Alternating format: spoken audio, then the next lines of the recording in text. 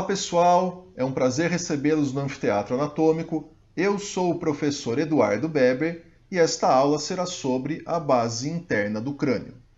Então, como de costume, um pouco de etimologia para vocês. Tem algumas considerações interessantes sobre a tradução de alguns termos, mas quem quiser ler, pausa o vídeo que eu vou seguir para não ficar muito longo. É o seguinte. A base interna do crânio é dividida em 3 fossas: anterior, média e posterior, ou 3 andares, uma vez que não estão alinhadas no mesmo plano. Reparem que a fossa anterior está num nível mais superior, enquanto a posterior está num nível mais inferior. De forma geral, os acidentes anatômicos encontrados na base interna servem para fixação de pregas da dura mater, alojar os seios durais e para permitir a passagem de vasos e nervos para o interior ou exterior da cavidade craniana. Não espere encontrar locais de origem, inserção de músculos ou fixação de ligamentos. Isso só na base externa. Portanto, nessa aula eu vou abordar os limites, os ossos que constituem o assoalho e os principais acidentes anatômicos de cada fossa.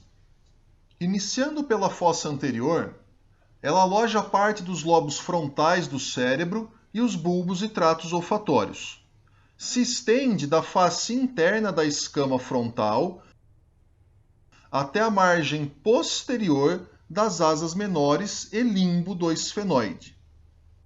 Seu assoalho é constituído pela parte orbital do frontal, que apresenta essas impressões devido aos sulcos e giros dos lobos frontais do cérebro, pela lâmina cribriforme do etimoide, a antiga lâmina crivosa, e pelas asas menores e jugo do esfenoide. Não existem tantos acidentes anatômicos na fossa anterior. Na linha mediana, encontramos o início da crista frontal, que vai se continuar superiormente na face interna da escama frontal, e posteriormente vemos outra crista, a crista etimoidal, a antiga crista Galli. Tanto a crista frontal como a crista etimoidal são locais de fixação de uma prega da dura mater chamada foice do cérebro.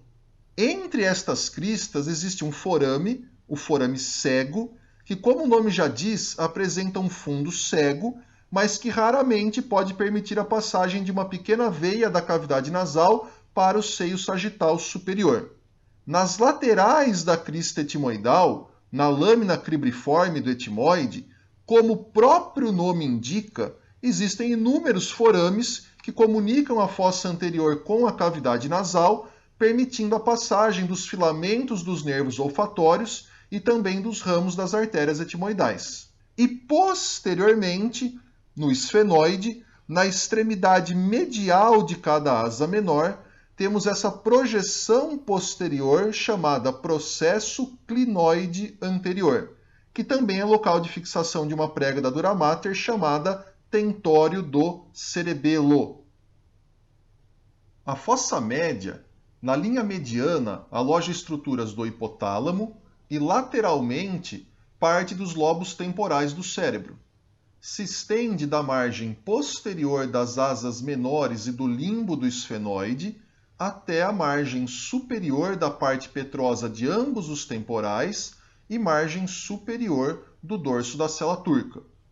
Seu assoalho compreende o corpo e as faces cerebrais das asas maiores do esfenoide, bem como a face anterior da parte petrosa e parte escamosa dos dois temporais.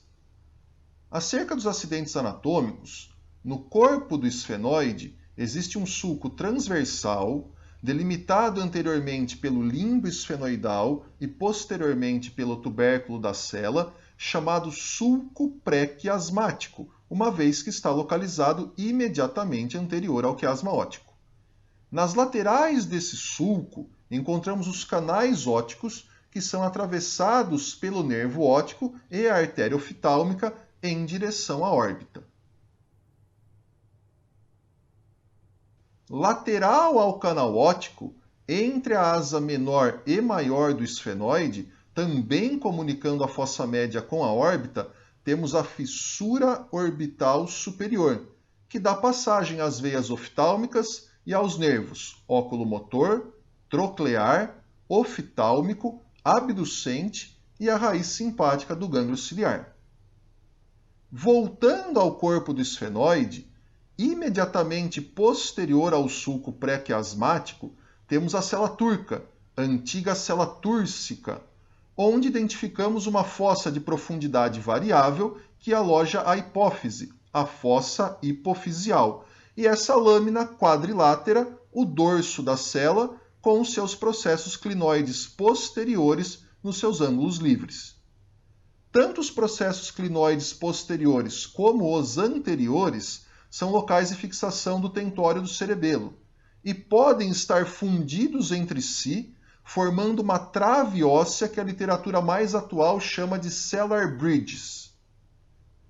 Na verdade, existem também os processos clinoides médios, mas eles são bem pequenos e só chamam nossa atenção quando também se fundem com os processos clinoides anteriores, delimitando um forame carótico clinoide para a passagem da artéria carótida interna. Sobre essa questão da fusão dos processos clinoides, na descrição do vídeo eu deixei o link de 3 artigos para quem quiser se aprofundar no assunto. Mas, voltando aqui para a aula, sobre o trajeto da carótida interna, ela desemboca na cavidade craniana através da abertura interna do canal carótico e segue lateralmente a cela turca nesse sulco bem delimitado chamado sulco carótico. Posterior a ele, entre o corpo e asa maior do esfenoide e o ápice da parte petrosa do temporal, encontramos uma abertura irregular chamada forame lacerado, que no vivente é fechado por uma lâmina de cartilagem. Na asa maior do esfenoide, encontramos 3 forames dispostos em forma de vírgula: o forame redondo, o forame oval e o forame espinhoso. Pelo forame redondo passa o nervo maxilar em direção à fossa ptérigo-palatina. Pelo forame oval passa o nervo mandibular em direção à fossa infratemporal. E pelo forame espinhoso, que também comunica a fossa média com a fossa infratemporal, passam os vasos meníngeos médios, que são a principal fonte de vascularização da dura mater. Reparem nesses sulcos a partir do forame espinhoso, que são justamente para alojar esses vasos. Posteriormente, na face anterior da parte petrosa do temporal, mais lateralmente, nós temos o tegme timpânico, pois é o teto da cavidade timpânica e do antro mastoideo. Imediatamente medial, notamos uma elevação chamada eminência arqueada, decorrente do canal semicircular anterior que está subjacente, e seguindo em direção medial, próximo ao ápice da parte petrosa, temos essa leve concavidade, a impressão trigeminal, para alojar o gânglio trigeminal. Agora, para finalizar a fossa média, vou dar um zoom na face anterior da parte petrosa do temporal, para a gente observar 2 pequenas aberturas nem sempre fáceis de se ver. Os nomes já indicam as estruturas que vão passar por elas. A abertura medial é chamada hiato do canal do nervo petroso maior e a abertura lateral, separadas apenas por alguns milímetros, é o hiato do canal do nervo petroso menor. Os 2 hiatos são contínuos com seus respectivos sulcos. Este é o sulco do nervo petroso maior, que vai em direção ao forame lacerado, e esse é o sulco do nervo petroso menor, que vai em direção à fissura esfenopetrosa. E por fim, a fossa posterior. Diferentemente das precedentes, que alojam partes do cérebro, a fossa posterior abriga o cerebelo e praticamente todo o tronco encefálico. Se estende da margem superior da parte petrosa de ambos os temporais e margem superior do dorso da cela até a face interna da escama occipital. Seu assoalho é composto pela face posterior do dorso da cela, pelas partes basilar, lateral e a parte inferior da escama do osso occipital e ainda pela face posterior da parte petrosa de ambos os temporais. Sobre os acidentes anatômicos, vamos iniciar pelo maior forame do crânio, o forame magno. Por ele passam as artérias vertebrais, as raízes espinais de ambos os nervos acessórios, além de permitir a continuidade entre a medula espinal e o tronco encefálico. Anterior ao forame magno, na parte basilar do osso occipital, temos essa rampa chamada clivo, que na puberdade se funde ao dorso da cela e acomoda o bulbo e a ponte. Em cada lateral do clivo, entre ele e a parte petrosa do temporal, observamos o sulco do seio petroso inferior, para o seio dural de mesmo nome. Esse sulco vai em direção ao forame jugular, que apresenta esse aspecto irregular, localizado entre a parte petrosa do temporal e o occipital, e por isso não pertencendo a osso nenhum.